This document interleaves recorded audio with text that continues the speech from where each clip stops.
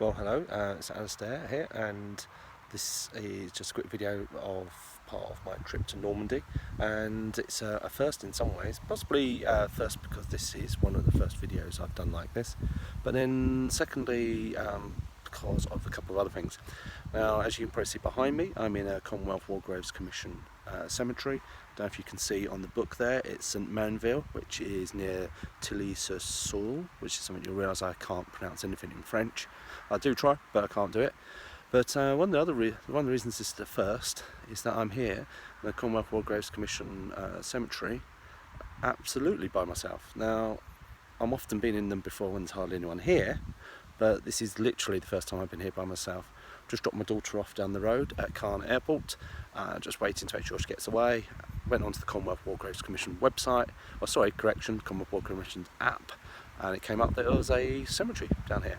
So I've come down, and as with all these cemeteries, wonderfully laid out, but there's tons of stories to be told. There's a bit over 2,000 burials here, so because of the size of it, I don't know if I can do this very well. Over there, somewhere about there, you should be able to see the Cross of Sacrifice, a feature in most Commonwealth War Grave commissioned cemeteries. I think it's if there's over 40 burials, but just over there is a stone of remembrance, and I'll take some photos of these as I wander around, and that is in cemeteries which I believe have got over 1,000 burials.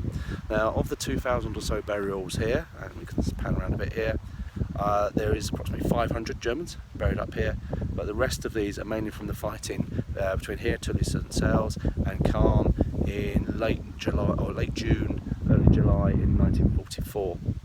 It's often mentioned that the casualty rate in Normandy was, for infantry anyway, somewhat similar to that suffered by infantry regiments on the Somme in 1916, and I've taken some little time-lapse videos showing of some of the battalions where the burials here are laid out in a line. You can see them taking sort of 15 casualties a day, which is again comparable to perhaps an infantry regiment holding the line. But anyway, I just want to do a quick little video from here, partly to show you, as always, how immaculately laid out the Commonwealth War Graves Commission cemeteries are. Also, a first of firsts, as in first time I've ever been totally alone in one. Because normally I've got a couple of friends, believe it or not. I do have some, and they're normally with me, like a carload of us. But this time around, I'm totally by myself. I'm going to go have a wander around. Because I'm by myself, I take an opportunity to grab the register out of the box. Now over here there's like a pagoda thing, and the register's there. Sometimes you'll find them at the entrance.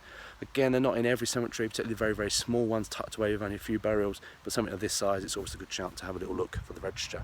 One option that you can do once you've got the register is have a quick look for your surname if you've not done any research in advance. I'm a geek, so I know where the Hollington's buried already, so I'm just going to have a little stroll around, and any names that take my interest, I can look them up and find out a little bit more about the story, because this is one of the shocking things, is that under each of these headstones, or behind each of these headstones, however you want to describe it, is a personal story. Anyway, I'll sign off for now, and I'll try and link some further video and some images of the cemetery to you.